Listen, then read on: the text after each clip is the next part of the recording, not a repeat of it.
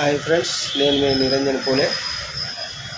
BRS party ఓడిపోయినంత మాత్రాన ప్రజలకు దూరమైనట్టు కాదు. ఎందుకంటే ఉద్యమ పార్టీ ఇలాంటి ఒడిదొడుకులను ఎన్నో చూసి ఎన్నో డక్కాముక్కీలు తిని ఈ విధంగా 10 సంవత్సరాలు పరిపాలన చేసింది. అందులో పెద్ద విశేషమేం కాదు. ఎక్కడైనా జూబ్లీహిల్స్ ఎలక్షన్లు అంటే అధికార పార్టీకి అనుకూలంగా ఉంటాయి. అదేవిధంగా అధికార దుర్వినియోగానికి పాల్పడతారు. కాబట్టి ప్రజలు కూడా ఏమైనా ఆలోచిస్తారంటే ఒక్క సీటు వల్ల ఏమో ఒరిగేది ఏముండదు. కాబట్టి అధికార పార్టీకి వేస్తే ఏమైనా లాభం జరుగుతుందని చెప్పి ఆశించి వేస్తారు. సో కాబట్టి ఇలాంటి దాడికి ఏమీ చింతించాల్సిన అవసరం లేదు.